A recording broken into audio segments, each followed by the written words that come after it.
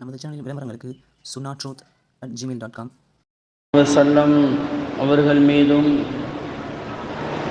அவர்களுடைய குடும்பத்தார்கள், சத்திய சஹாபாக்கள், தாபிஈன்கள், தாபிஈன்கள், வலிமார்கள், குத்துபுமார்கள், நல்லோர்கள், நாதாக்கள், ஷுஹதாக்கள், உலக முஸ்லிம்கள், குறிப்பாக நம் அனைவர்கள் மீதும் நம்முடைய பிச்சிலங்கள் கியாமத்து நாள் வரை வரக்கூடிய அனைவர் மீதும் குறையாது குன்றாது என்றென்றும் உண்டாவட்டுமாக. ஆமீன்.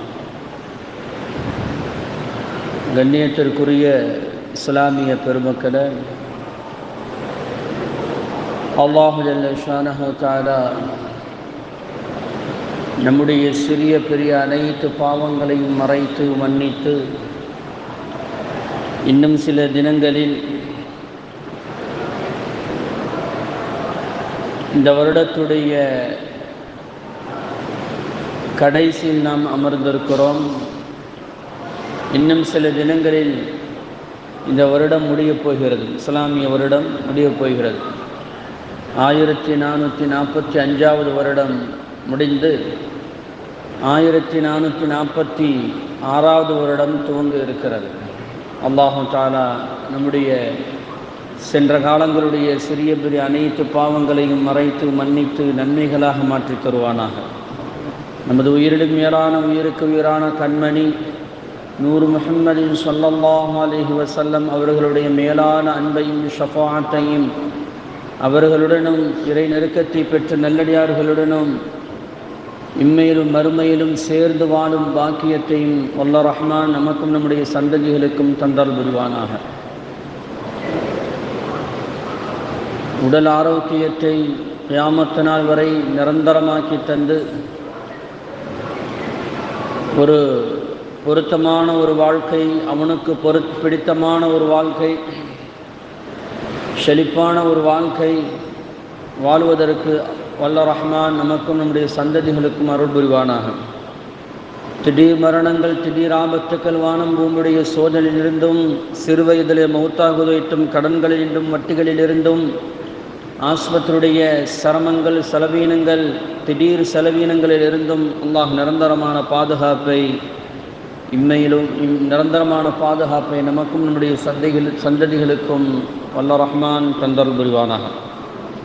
கண்ணியத்திற்குரியவர்களே, அல்லாஹுடைய மிகப்பெரிய கிருபையால் ஹிஜ்ரா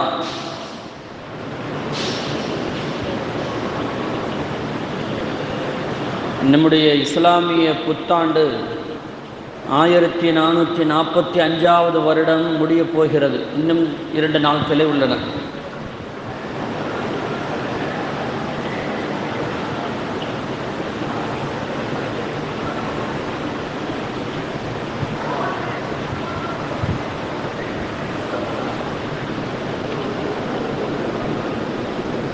ஹிஜ்ரத் என்பது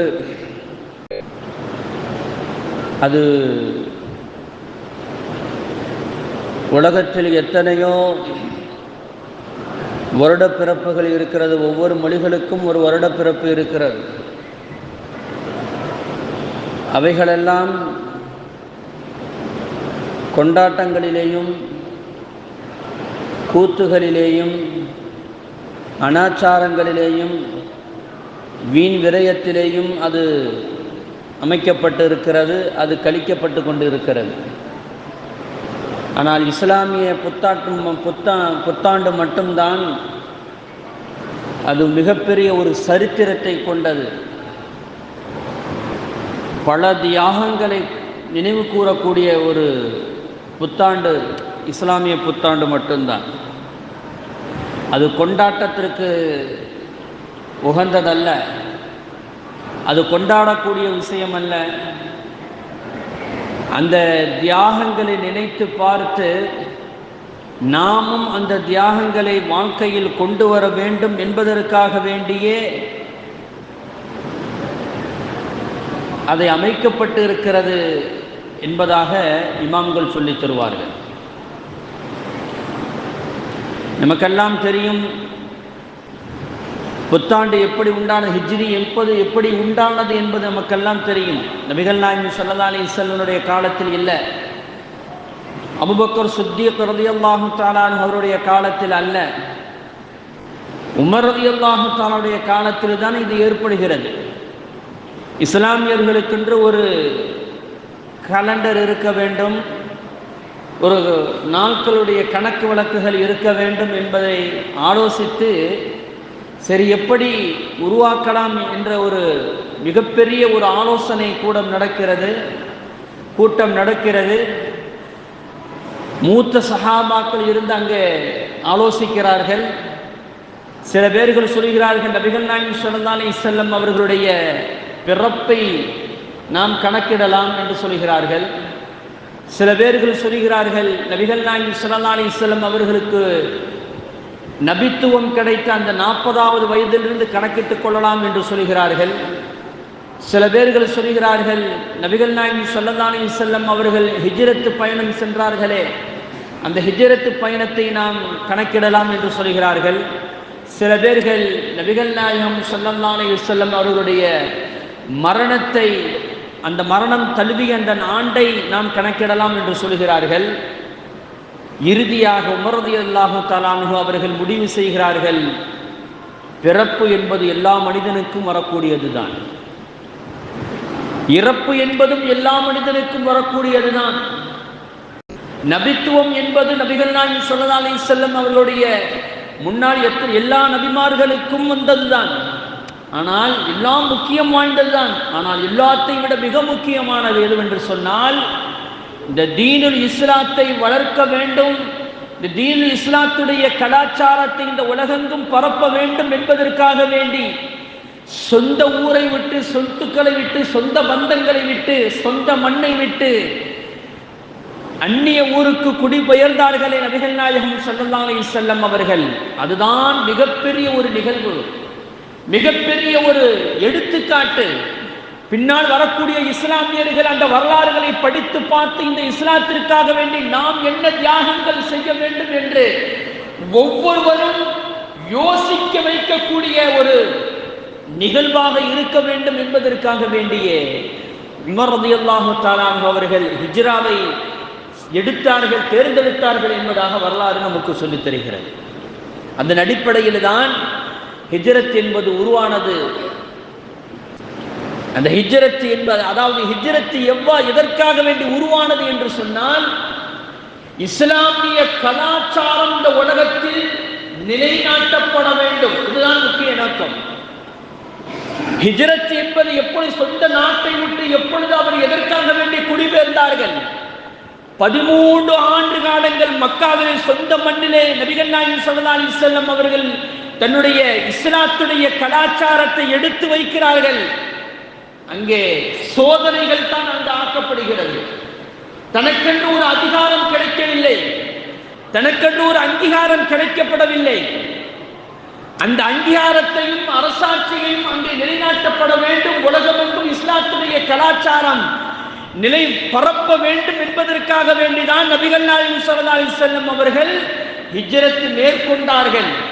ஆனால் இன்றைய காலத்தில் இஸ்லாமியர்கள், இப்பொழுது வாழ்ந்து கொண்டிருக்கக்கூடிய இந்த இஸ்லாமியர்கள் இந்த கலாச்சாரத்தை எவ்வளவு தூரம் நடைமுறைப்படுத்திக் கொண்டு இருக்கிறார்கள் என்பதை நாம் சிந்தித்து பார்த்தா ரொம்ப வேதனையாக இருக்கிறது.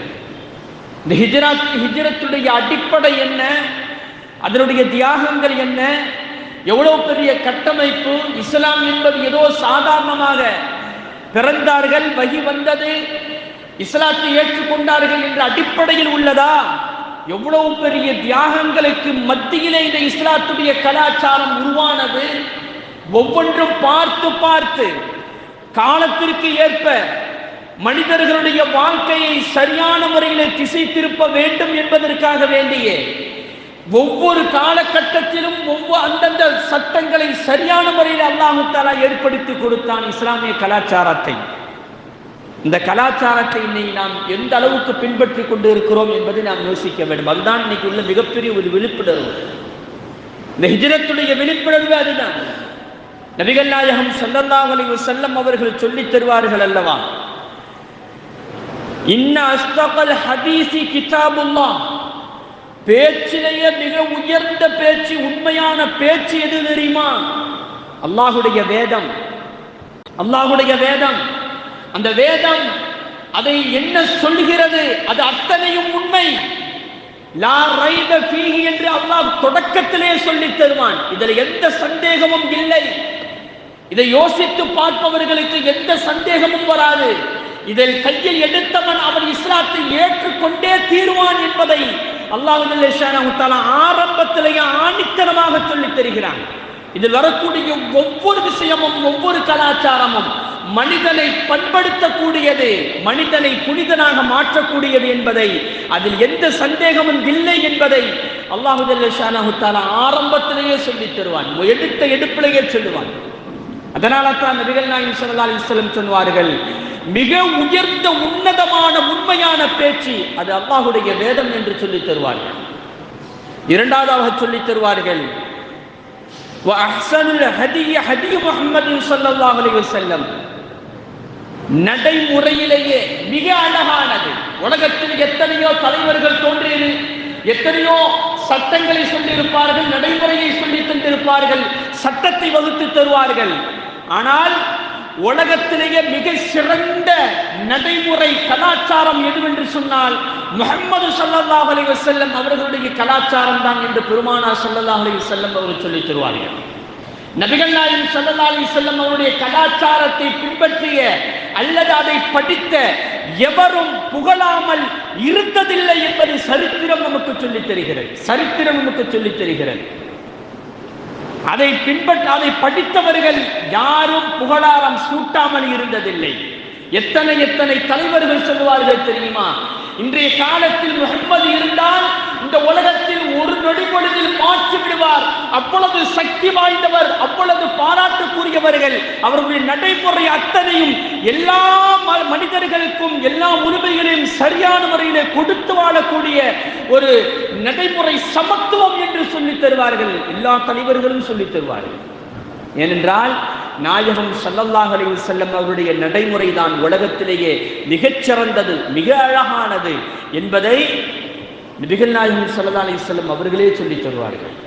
அந்த கலாச்சாரத்தை பின்பற்றுவதற்காக வேண்டிதான் நபிகள் நாயகம் ஸல்லல்லாஹு அலைஹி வஸல்லம் அவர்களும் சஹாபாக்களும் தன் சொந்த நாட்டை விட்டு ஹிஜ்ரத் செய்து போனார்கள், கலாச்சாரத்தை நாம் பின்பற்ற வேண்டும் என்று. இன்னைக்கு எத்தனை எத்தனை இஸ்லாமியர்கள் இந்த கலாச்சாரத்தை சரியான முறையில் பின்பற்றி கொண்டு இருக்கிறோம். யோசித்து பாருங்கள், யோசித்து பாருங்கள். நபிகள் நாயகம் ஸல்லல்லாஹு அலைஹி வஸல்லம் அவர்களுடைய அந்த நடைமுறை இருக்குதல்லவா, அது எல்லாமே ஆன்மீகம் கலந்து இருக்கும். அதுல ஆன்மீகம் கலந்து இருக்கும். ஒரு மனிதனுடைய சின்ன சின்ன விஷயத்தில் கூட அது அல்லாஹ்வோடு தொடர்பு படுத்தக்கூடிய ஒரு பக்குவப்படுத்தக்கூடிய ஒரு கலாச்சாரத்தான் நபிகள் நாயகம் ஸல்லல்லாஹு அலைஹி வஸல்லம் அவர்கள் சொல்லித் தருவார்கள். நீ எப்படி முடி வெட்ட வேண்டும், நீ எப்படி முடி வைத்திருக்க வேண்டும், நீ எப்படி காலிலே செருப்பாணிய வேண்டும், நீ எப்படி எச்சில் துப்ப வேண்டும், நீ எப்படி நகம் வெட்ட வேண்டும், யார் சொல்லிக் கொடுத்த இந்த மாதிரியான கலாச்சாரங்களை? உன் மனைவியிடத்தில் எப்படி நடந்து கொள்ள வேண்டும், உன் வீட்டிலிடத்தில் எப்படி நடந்து கொள்ள வேண்டும், வீட்டுடைய அமைப்பு எப்படி இருக்க வேண்டும், உன் வீட்டிலே பாத்ரூம் இருந்தால், உன் வீட்டிலே டாய்லெட் இருந்தால் அது எந்த திசையை நோக்கி இருக்க வேண்டும், எச்சில் துப்பும் போது எந்த திசையை நோக்கி நீ எச்சில் துப்ப வேண்டும் என்பன போன்ற எல்லா கலாச்சாரத்தையும் ஒரு மனிதன் பக்குவப்படுத்தக்கூடிய அனைத்து விஷயங்களையும் பெருமானார் ஸல்லல்லாஹு அலைஹி வஸல்லம் அவர்கள் சொல்லி தந்தார்கள். வீட்டில் டாய்லெட் இருப்பதற்கு கூட எந்த திசையை நோக்கி இருக்க வேண்டும், மேற்கை பார்த்தும் இருக்கக்கூடாது, அதாவது கிப்லாவை முன்னோக்கியும் இருக்கக்கூடாது, பின்னோக்கியும் இருக்கக்கூடாது. நபிகள் நாயகம் ஸல்லல்லாஹு அலைஹி வஸல்லம் கற்றுத்தந்த ஒரு பாடம் அது. நபிகள் நாயகம் ஸல்லல்லாஹு அலைஹி வஸல்லம் அவர்கள் கற்றுத்தந்த பாடம் அது. கிப்லாவை முன்னோக்கி டாய்லெட் இருக்கக்கூடாது, கிப்லாவை பின்னோக்கியும் இருக்கக்கூடாது, தெற்கு திசையும் வடக்கு திசையும் நோக்கி தான் நீ இருக்க வேண்டும் என்று நபிகள் நாயகம் ஸல்லல்லாஹு அலைஹி வஸல்லம் அவர்கள் சொல்லி தந்தார்கள். கிப்லாவுக்கு அதாவது மாற்றமான திசையை நோக்கி தான் இருக்க வேண்டும் என்று சொன்னார்கள். எச்சில் துப்பும் போது பூமியை பார்த்து நீ துப்ப வேண்டும் என்று கலாச்சாரம் சொல்லி தந்தது.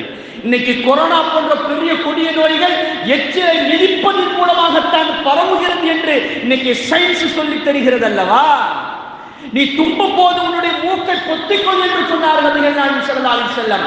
உன்னுடைய துப்பல் மூலமாக அதுல மிகப்பெரிய வைரஸ்கள் பரவுகிறது என்று இன்னைக்கு ஹெல்த் டிபார்ட்மெண்ட் சொல்லுகிறது என்று சொன்னால் எவ்வளவு அழகான கலாச்சாரத்தை நபிகள் நாயகம் ஸல்லல்லாஹு அலைஹி வஸல்லம் கற்றுத் தந்திருப்பார்கள். ஒண்ணும் இல்லைங்க, ஒழு செய்யும் போது உன் பிடரியை நனையவை என்று சொன்னார்கள் நபிகள் நாயகம் ஸல்லல்லாஹு அலைஹி வஸல்லம். உன் பிடரியை ஈரை கையை கொண்டு நனையவை அப்படின்னு சொன்னாங்க. அது எவ்வளவு பெரிய மருத்துவம் தெரியுமா? எவ்வளவு பெரிய மருத்துவம் தெரியுமா? பிடரி நரம்புல ஒரு சின்ன ஒரு எலும்பு நரம்பு ஒண்ணு போய்கிட்டு இருக்குது, மூளைக்கு போகக்கூடிய முக்கியமான நரம்பு. அது மட்டும் காஞ்சு போயிடுச்சுன்னா மனிதன் கோமா ஸ்டேஜுக்கு போயிடுவான். இன்னைக்கு சயின்ஸ் சொல்லுகிறது ஒரு நாளைக்கு 2 தடவையாச்சும் ஈரப்படுத்த வேண்டும் பிடரியை என்று சொல்கிறது. ஆனால் நபிகள் நாயகம் ஸல்லல்லாஹு அலைஹி வஸல்லம் ஒரு நாளைக்கு குறைஞ்சது 5 தடவை நீ ஈரப்படுத்து என்று சொன்னார்கள். 5 தடவை நீ ஈரப்படுத்து என்று சொன்னார்கள். எவ்வளவு அழகான கலாச்சாரம், எவ்வளவு ஒரு அறிவுபூர்வமான கலாச்சாரத்தை நபிகள் நாயகம் ஸல்லல்லாஹு அலைஹி வஸல்லம் அவர்கள் சொல்லித் தந்தார்கள். நபிகள் நான் அல்லாஹு ஜல்ல ஷானஹு தஆலா ஒரு ஆயத்திலே சொல்லுவான்,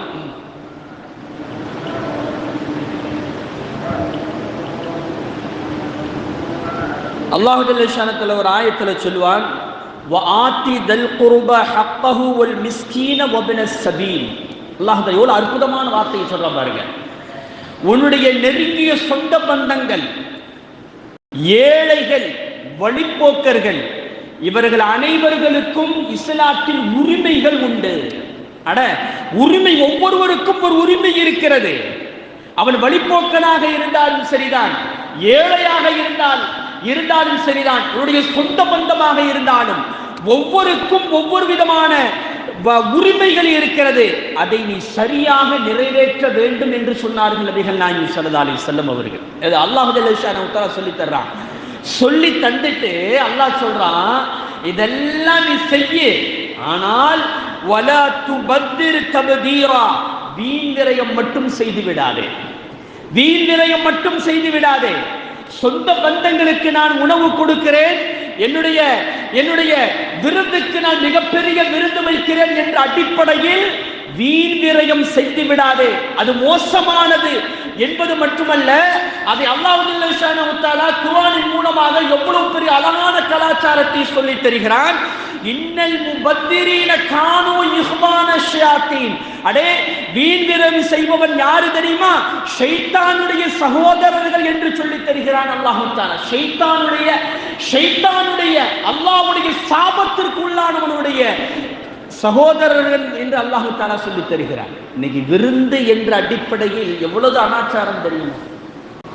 எவ்வளவு கலாச்சார மாற்றம், இஸ்லாமிய கலாச்சாரத்திற்கு மாற்றம் தெரியுமா? அடுத்து சில பேருடைய அந்த சகல்ல உட்கார்ந்துட்டு வைங்கல, இந்த விருந்துக்குன்னு போனா சில பேர் நினைச்சுவாங்க சொன்னா ஆளு பார்த்து தான் உட்காருவாங்க. அதுல என்ன இருக்குதுன்னு தெரியல, ஏன் அப்படிப்பட்ட ஒரு நிலைப்பாடுகள் என்று தெரியல. ஆளு பார்த்து தான் உட்கார்றது, இங்க இருந்து பேசிக்கிட்டே போறது, அவங்க கூட தான் உட்காரணும், அப்படியே வராட்டியால மச்சான் இங்க வாடா அப்படிம்பாங்க. ஏன் மற்றவங்க கூட உட்கார்ந்தா சாப்பாடு இறக்காதோ, பசி தீராதோ, அந்த சாப்பாடு சாப்பிட்ட மாதிரி இருக்காதோ, அப்படியா சொல்லப்பட்டு இருக்கிறது இஸ்லாத்துல. அந்த உறவுகளோட தான் போவாங்க. சரி போனாச்சு, அந்த கறியை ஊத்துவாங்கல்ல, அப்படியே நடுவுல ஊத்திடுறது. யாரு சாப்பிடுவா சொல்லுங்க? அந்த மசாலாவை யாரு சாப்பிட முடியும் முழுமையாக? எவ்வளவு அழகா நீ சாப்பிட்டாயா, வீண்வரையும் பெண்ணாதே, உன்னுடைய தட்டையை வலித்து சாப்பிடு, ஒரு பருக்கையாக இருந்தாலும் அது அல்லாஹ்வுடைய பரக்கத்து இருக்கிறது என்று சொன்னார்கள். கடைசி சோத்தில் அல்லாஹ்வுடைய பரக்கத்து இருக்கிறது என்று சொன்னார்கள் நபிகள் நாயகம் ஸல்லல்லாஹு அலைஹி வஸல்லம். சகனில அப்படியே ஊத்தி விட்டா கடைசியில பாத்தீங்கன்னு சொன்னா, சகன் என்று சொன்னால் கடைசியில் அந்த கறியுடைய மசாலாவை அள்ளி அதோட சோத்தி சேர்த்து குழப்பி அள்ளி வைக்கிறது அது ஒரு பண்பு மாதிரி நினைச்சுக்கிட்டாங்க கடைசியில. கடைசி சோத்துல தான் உனக்கு பரக்கத்து இருக்கிறது என்று சொன்னார்கள் நபிகள் நாயகம் ஸல்லல்லாஹு அலைஹி வஸல்லம். ஏன் அதை வீண்வரையம் செய்ய வேண்டும்? நீங்க அந்த சோத்தை அள்ளி வைக்கும் போது கொஞ்சம் பலஸ்தீனை யோசித்து பாருங்களேன் இஸ்லாமியர்களே, கொஞ்சம் பலஸ்தீனை யோசித்து பாருங்களேன். எத்தனை மக்கள்கள், லட்சக்கணக்கான மக்கள் ஒருவேளை சோத்துக்கு கூட, ஒருவேளை தண்ணிக்கு கூட இன்னைக்கு எவ்வளவு அனாச்சாரம் கிடைக்காமல் எவ்வளவு கஷ்டப்பட்டு கொண்டு இருக்கிறார்கள் தெரியுமா? ஏன் கொஞ்சம் கொஞ்சமாக ஊற்றி சாப்பிட்டா இறங்காதோ?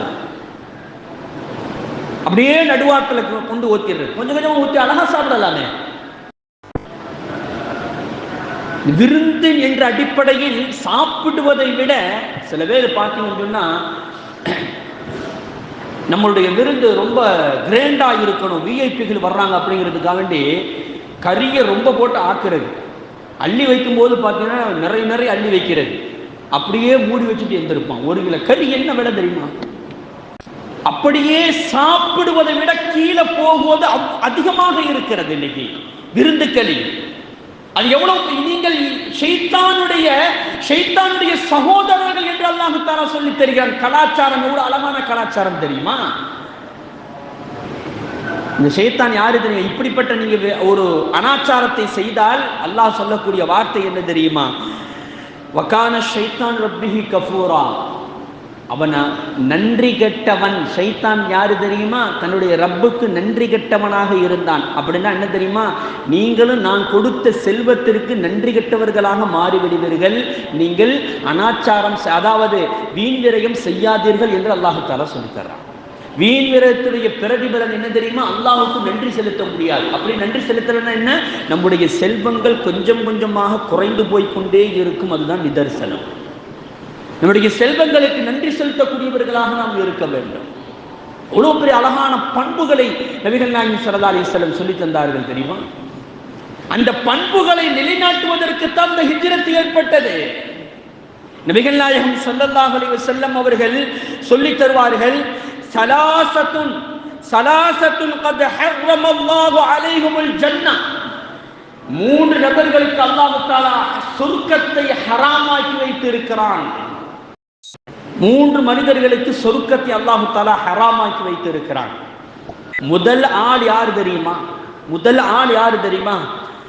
முதுமினுல் ஹம்ரி, தொடர் குடிகாரன் என்று சொன்னார்கள் நபிகள் நாயகம் ஸல்லல்லாஹு அலைஹி வஸல்லம். மடா குடிகாரன். இன்னைக்கு என்ன தெரியுமா? முந்தா நாள் ஒருத்தர் சொல்றாரு, திருமணத்திற்கு முந்திய நாள் அந்த அதாவது நண்பர்களுக்கு விருந்து போடுறாங்க. அன்னைக்கு 10 மணிக்கு மேலதான் விருந்தே நடக்குது. அப்பவும் குடிச்சிட்டு தான் வர்றான், அப்பவும் குடிச்சிட்டு தான் அந்த விருந்தை சாப்பிட்றான். ஏன்னா என்னமோ இந்த ரொட்டி கறிய உலகத்துல காணாத மாதிரி அதை திங்கும் போது கொஞ்சம் சைத்தான் உள்ள இறக்கித்தான் குடிக்கிறான் நம்மால. ஏன்னா அதோட காலையில எந்திரிச்சு மாப்பிள்ளையை ரெடி பண்ணி மாப்பிள்ளையை கொண்டுகிட்டு இங்க வந்துடுறாங்க. அல்லாஹ் காப்பாத்தின, மாப்பிள்ளை குடிச்சிட்டு வந்திருந்தாரு நிக்கவே கூடாது. அது எந்த அளவுக்கு போகுதுன்னு நம்மளால சொல்ல தெரியல. ஆனா இது நண்பர்கள் செய்யக்கூடிய உண்மையான விஷயம். இது நண்பர்கள் செய்யக்கூடியது. நண்பர்களே காணும் பாவம், செலவுக்கே ஒரு நாளைக்கு திருத்துவாங்கல்ல. அதோடு மட்டுமல்ல, மத்தியான விருத்திற்கும் அந்த போதை இறங்கிருச்சு இல்ல, காலையில இறங்கியாச்சு. அந்த மத்தியான விருந்துக்கு ஒரு ரவுண்ட ஊத்திவிட்டு தான் அங்க சாப்பாட்டுக்கு வர்றாங்க. அந்த மாப்பிள்ளை தோழனுக்கென்று சில ஒதுக்கி வைக்கப்படுகிறது கறியும் சோறும். அந்த மத்தியான ரவுண்டுக்கு கொஞ்சம் அங்கே ஊத்தி விட்டு தான் வர்றான். எவ்வளவு அசிங்கம்! நபிகள் நாயகம் ஸல்லல்லாஹு அலைஹி வஸல்லம் சொல்கிறார்கள், நீங்க சொர்க்கத்துக்கே போக முடியாதப்பா, நீ சொர்க்கத்துக்கே போக முடியாது. நீ அப்புறம் எதுக்காக வேண்டி குடிக்கிற? நீ அந்த குடிக்க வச்சு என்ன செய்ய போய்? அப்படி சாப்பிட்டு என்ன உடம்புக்கு நல்லது கிடைச்சிட போகுது? யோசிக்க வேண்டாமா இஸ்லாமியர்களே? மடா குடிகாரன், தொடர் குடிகாரன் சொர்க்கத்துக்கு போக முடியாது. எழுதி வச்சுக்கோ என்கிறார்கள் நபிகள் நாயகம் ஸல்லல்லாஹு அலைஹி வஸல்லம். வெள்ளிக்கிழமை சாப்பாடு நல்ல சாப்பாடுனா குடிக்கிறான் நம்மால. இவ்வளவு பெரிய மோசமான ஒரு கலாச்சாரம் இந்த கலாச்சாரம். இந்த கலாச்சாரத்தை ஒழிப்பதற்கு தானே நபிகள் நாயகம் ஸல்லல்லாஹு அலைஹி வஸல்லம் ஹிஜ்ரத் செய்து போனார்கள். அந்த சிந்தனை நமக்கு வேண்டாமா? யோசிக்க வேண்டாமா? இரண்டாவதாக நபிகள் நாயகம் ஸல்லல்லாஹு அலைஹி வஸல்லம் சொன்னார்கள், பெற்றோர்களை அவமதிப்பவன் என்று சொன்னார்கள் நபிகள் நாயகம் ஸல்லல்லாஹு அலைஹி வஸல்லம். என்னதான் உயர்ந்த வாழ்க்கை வாழ்ந்தாலும் பெற்றோர்களை மதிக்கவில்லை என்று சொன்னால், பெற்றோர்கள் என்று சொன்னால் இங்க அதாவது கணவனுடைய பெற்றோர்கள் மட்டுமல்ல, மாமனார் மாமியாரையும் மதிக்கணும். இன்றைக்குள்ள ஆணை விட பெண்கள் மாமனார் மாமியாவை உதாசீனப்படுத்தினார்கள். மாமனார் மாமியாரை ஒதுக்கி வை, என்னோடு வாழ இல்லை என்று சொன்னால் அத்துவிடு என்று சொல்லக்கூடிய பெண்கள் இன்னைக்கு அதிகம். 4 நாளைக்கு முன்னாடி இந்த நீயா நானான்னு சொல்லிட்டு ஒரு நிகழ்ச்சி ஒன்று நடக்கும். அதிலிருந்து ஒரு வீடியோ வந்தது. ஒரு இஸ்லாமிய பெண் அடித்து சொல்கிறாள், முதியோர் இல்லம் தேவை, நாங்கள் மாசம் 3000 ரூபாய் கொடுத்து நாங்கள் சந்தோஷமாக அவர்களை வாழ வைக்கிறோம் என்று சொல்கிறார். அடே, முதியோர் இல்லம் இருப்பது அது சாபக்கேடு, அது நாட்டுடைய சாபம், ஊருடைய சாபம், குடும்பத்துடைய சாபம். அது உன்னுடைய பெற்றோர்களை கூட நீ வாழ வைக்கவில்லை என்று சொன்னால் நீ மகனாக பிறந்ததற்கு எந்த அடையாளமும் எந்த அருகதையும் அல்லையே. அவ்வளவு என்ன மனைவியுடைய வாழ்க்கை. நீங்க சர்வசாதாரண பேசுற கணவன், அதாவது மாமியார் எங்களுக்கு தேவையில்லை என்று சொல்கிறார். இன்னைக்கு பெண்களிடத்தில் மாமனார் மாமியாரை கவனித்துக் கொள்ளக்கூடிய அந்த கலாச்சாரம் கொஞ்சம் கொஞ்சமாக குறைந்து வருகிறது. இதனால் புருஷன் இங்கிட்டு போறதா அங்கிட்டு போறதா என்று தவித்துக் கொண்டு எத்தனை ஆண்கள் இன்னைக்கு அதாவது திண்டாடி கொண்டு இருக்கிறார்கள் தெரியுமா? ஏன்? மனைவியுடைய டார்ச்சர் அங்க தாங்க முடியல, சம்பாத்தியம் பத்தல. அடே, பெற்றோர்களை நபிகள் நாயகம் ஸல்லல்லாஹு அலைஹி வஸல்லம் ஒரு ஹதீஸ்ல சொல்லுவாங்க, உங்களுடைய முதியவர்களாலையும் சிறுவர்களாலையும் தான் உங்களுக்கு ரிஸ்க் கொடுக்கப்படுகிறது என்று சொன்னார்கள். உங்களுடைய இயலாதவர்கள் மூலம் அவர்கள் இருப்பதன் காரணமாகத்தான் உங்களுக்கு ரிஸ்க் கொடுக்கப்படுகிறது என்று சொன்னார்கள். உன்னுடைய பெற்றோர்கள், உன்னுடைய மாமனார் மாமியார் அல்லது உன்னுடைய சிறுவர்கள், உன்னுடைய கால்நடைகள், பறவைகள், இவைகள் மூலமாகத்தான் உனக்கு ரிஸ்க் கொடுக்கப்படுகிறது என்று சொன்னார்கள் நபிகள் நாயகம் ஸல்லல்லாஹு அலைஹி வஸல்லம் அவர்கள். அதை மறந்துட்டோம் நம்ம. என்னுடைய உழைப்பு, நான் உழைக்க வேண்டும், என் சம்பாத்தியம் எனக்கு மட்டும் யோசிக்க வேண்டும். இதே நிலையில் உன்னுடைய பிள்ளைகள் சொன்னா எப்படி இருக்கும் யோசிப்பாரு. அந்த நேரத்தில் யாருமே இல்லாத அந்த உன்னை கவனிப்பதற்கு யாரும் இல்லை, பிள்ளைகள் கவனித்தால் மட்டும்தான் நான் உயிர் வாழ முடியும் என்ற ஒரு நிலைப்பாடு இருக்கும்போது உன் பிள்ளை உன்னை தூக்கி எறிந்தால் எப்படி இருக்கும் யோசித்துப்பார்.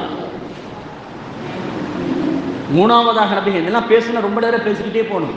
இந்த கலாச்சாரங்கள் எல்லாம் நபிகள் நாயகம் ஸல்லல்லாஹு அலைஹி வஸல்லம் சொன்ன இது ரொம்ப முக்கியமான ஒரு வாசிங்க. இந்த மூணாவது இருக்கிற ரொம்ப ரொம்ப முக்கியம் இன்றைய காலத்தில் வத்துயூஸ் என்று சொன்னார்கள் நபிகள் நாயகம் ஸல்லல்லாஹு அலைஹி வஸல்லம். துயூஸ் என்றால் என்ன என்று சஹாபாக்கள் கேட்கும்போது சொன்னார்கள், அல்லதி யகுர்ரு ஃபீ அஹ்லிஹி அல் ஹபஸ. துயூஸ்னா என்ன? துயூஸ்னா என்ன தெரியுமா? தன்னுடைய பிள்ளைகள் மானக்கேடான, அதாவது அருவருக்கத்தக்க ஆபாசமான காரியங்களை செய்து கொண்டு இருக்கும் போது அதை தடுக்காமல் ஆமோதிக்கணும். பத்தியா, இவன் சொர்க்கத்திற்கு போக முடியாது என்று சொன்னார்கள் நபிகள் நாயகம் ஸல்லல்லாஹு அலைஹி வஸல்லம் அவர்கள். இன்னைக்கு எத்தனை இடங்கள்ல நடக்குது தெரியுமா? சில தாய்மார்கள், அல்லாஹ் காப்பாற்ற வேண்டும், சில தாய்மார்களும் தந்தைமார்களும் என் பிள்ளை நல்லா தெரியும் இவன் அசிங்கமான படம் பார்த்துக்கிட்டு இருக்கிறான் நண்பர்களோடு அப்படின்னு சொல்லிட்டு நல்லாவே தெரியும். ஆனால் இன்றைய வாலிபர்களிடத்தில் இது சாதாரண, இதெல்லாம் ஒரு பெரிய குற்றம் இல்லை அப்படின்ட்டு கண்டு கொள்ளாமல் இன்னைக்கு தாய்மார்களும் தந்தைமார்களும் போய்கொண்டு இருக்கிறார்கள் தெரியுமா? இந்த தந்தைமார்களும் தாய்மார்களும் சொர்க்கத்துக்கே போக முடியாது என்று சொல்லுகிறார்கள் நபிகள் நாயகம் ஸல்லல்லாஹு அலைஹி வஸல்லம். உன் பிள்ளை அப்படிப்பட்ட தவறான பாதையில் போகும்போது தடுக்கக்கூடிய நிலைப்பாட்டில் நீ இருக்க வேண்டும் என்று சொல்லி தருகிறார் நபிகள் நாயகம் ஸல்லல்லாஹு அலைஹி வஸல்லம் அவர். வத்துயூஸ், பிள்ளைகள் ஆபாசத்தை பார்க்கும்போது தடுக்கக்கூடியவனாக நீ இருக்க வேண்டும். இன்னைக்கு எத்தனை இளைஞர்களும் இன்னைக்கு, அதாவது ஒரு கணக்கெடுப்பு சொல்றதுக்கு கூச்சமாக இருந்தாலும் சொல்ல வேண்டிய கட்டாயத்தில் ஆண்களை விட பெண்களிடத்தில் சுய இன்பம் அதிகமாகி கொண்டு இருக்கிறது என்று, அது எல்லா சமுதாயத்தில் உள்ள பெண்களிடத்திலும் அது வந்து கொண்டு இருக்கிறது என்று சொல்லி தருகிறார்கள். இன்னைக்குள்ள கணக்கெடுப்பு புள்ளி விவரம் நான் சாதாரண வேணுக்கு சொல்லல, எதை மிகப்படுத்தி சொல்லல. ஆபாசம் என்பது ஆண்களை விட பெண்களிடத்தில் இன்னைக்கு அதிகமாக பரவி கொண்டு இருக்கிறது. அதை தடுப்பதற்கு பெற்றோர்கள் முன்னுக்கு வரல. என் புள்ள ஒன்றும் செய்யாது, பிள்ளையை பற்றி சொல்லி பாருங்க, அது பொம்பளை பிள்ளை பற்றி என்னங்க இப்படி இருக்க, என் புள்ள அதெல்லாம் ஒன்றுமே செய்யாது தெரியுமா, என் புள்ள தங்கம், தங்கத்தை ஒரு தட்டிலையும் என் பிள்ளை ஒரு தட்டிலையும் வைத்தால் தங்கம் மங்கி போகும் என்று சொல்லக்கூடிய பெற்றோர்கள் இன்னைக்கு எத்தனை பேர் தெரியுமா? அந்த பிள்ளை தான் படிதாண்டி ஓடிக்கிட்டு இருக்கும். எத்தனை இளைஞர்கள் இன்னைக்கு இந்து மத சகோதரர்களை கட்டிக்கொண்டு ஓடுகிறார்கள் தெரியுமா? இன்னைக்கு டைரக்டா அடிக்கிறாங்க. அதாவது பத்திரிக்கை எப்படி அடிக்கிறாங்க, அவன் பேர் இந்துவா இருக்கு, இவன் பேர் பிள்ளையா இருக்கிறது, முஸ்லீமாக இருக்கிறது, கோயிலில் வைத்து திருமணம் நடக்கிறது தெரியுமா? எத்தனை இளைஞர்கள் இந்து பிள்ளைகளை கூட்டிட்டு ஓடக்கூடிய சூழ்நிலை நாம் பார்த்து கொண்டு இருக்கிறோம் தெரியுமா? எத்தனை குடும்பங்களில் தன் மகன் காதலிக்கிறான், அந்நிய பெண்ணை காதலிக்கிறான், அதை ஆமோதிக்கக்கூடியவர்கள் எத்தனை பேர்கள் தெரியுமா? எத்தனை பெண்கள் தன்னுடைய அந்நிய ஆணை காதலிக்கிறான், அது இஸ்லாமியனாக இருந்தாலும் சரி, இஸ்லாம் அல்லாதவனாக இருந்தாலும் சரி, சரி பரவாயில்லை, விஷயம் வெளியே வந்தால் நமக்கு அவமானம், இதை கட்டி வைப்போம் என்று சொல்லக்கூடிய தாய்மார்கள் எத்தனை பேர்கள் தெரியுமா?